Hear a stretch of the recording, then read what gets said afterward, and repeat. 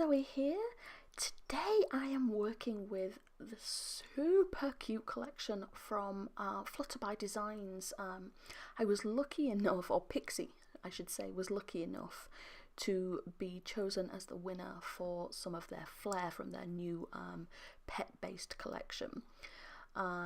So since she was going to have to send the flair anyway, I put a little order in for the ephemera, because why not? So I thought I'd do a little mixed media-y sort of layout. Anita from Flutterby Designs does the most amazing mixed media designs. They are out of this world, and I cannot even hope to compete with that, and I'm not even going to try. I'm just going to do my version.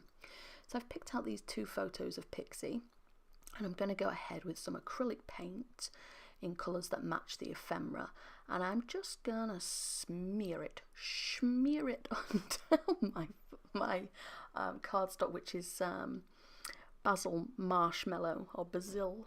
Which one is it? Do you know? Is it basil or basil? I want to say basil, because that is what it says to me, but maybe it's basil. I have no idea.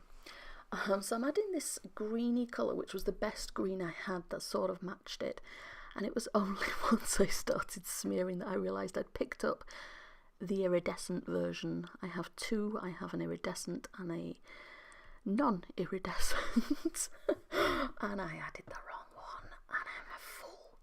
And if you're eagle-eyed, you will note I'm going to leave this to dry in a second, and when you come back it's different. And it is different because I had a mug of coffee just off camera, and as I go to get up, I knock it over the whole dang thing. Thankfully, I missed my photos, so if it looks a little different, that's why, because I made an epic error. Now you can see there's some white splatter on there. I made that using a Sharpie paint pen in white. I just flicked it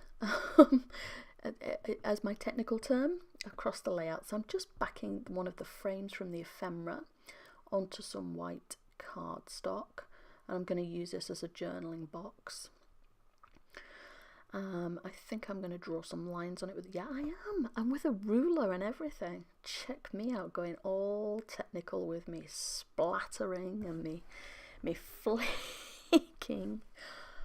I said me. Oh, how terrible. That grammar. Alex would be cringing if he could hear me right now. I've gone into northern mode. I do apologise. Anyway, so I'm just going to play around with how I want the layout to sit. So I'm not entirely sure how I want to put this together, where I want Pixie to sit in relation to the journaling box. So I'm going to play around with it just a little bit. So I decided to see what else in the ephemera I want to use. I know I want to use this lovely green frame as well, because it matches so well with the paints I've chosen. Or indeed I picked the paint colours because of these, which is actually more the truth. Oh, I've been inspired by Missy Whidden. Yes, I have. A Whidden? Oh, any of the above. And she uses these most wonderful like cotton reel like nests under her flare and things like that, and it just looks so freaking pretty. So I thought I'm going to give that a whirl. I have done it before. In fact, I think one of the first videos I did for this channel had some cotton mess, but it's not something I tend to do very often. So I've got no idea what I'm doing, which is plainly obvious.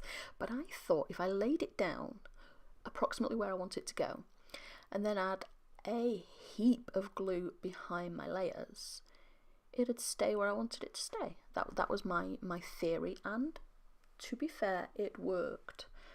So maybe there's method to my madness after all. Who knows? I can't remember if I mentioned this in my last video. I'm trying not to mention it in every video so that it doesn't get too repetitive. But the whole reason I'm doing the month-long March Madness is for Mind, the mental health charity here in the UK. They do incredibly important work, and I know that a lot of scrappy people suffer with mental health issues, so I thought it was a really vital cause.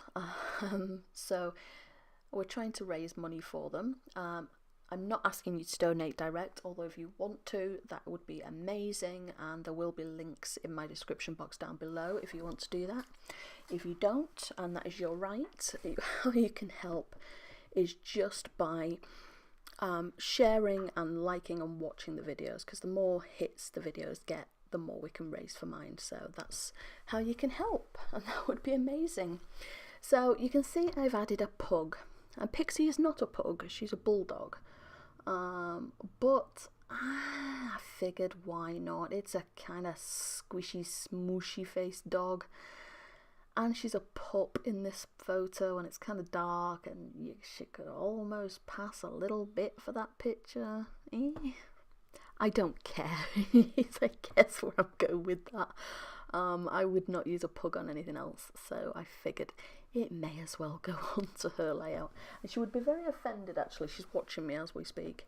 She would be very offended at the assumption that she was a pug, because she's a big girl. Pugs are much smaller than bulldogs. I can see her right now. She's giving me evils.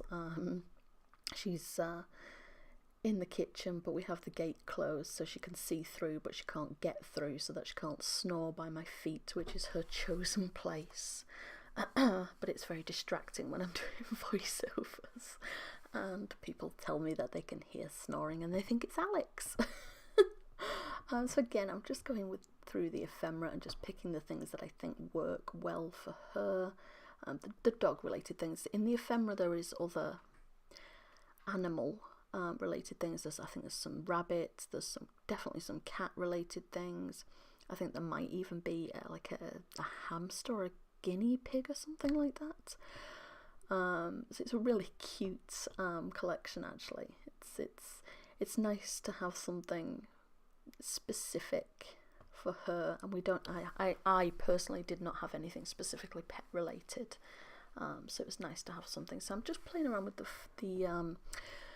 flare to decide if I want to put any flare on, and I decide I'm going to pop some by the frame. And then I thought, well, if I put a nest of cotton behind the whole thing, then maybe I should have one around my flare.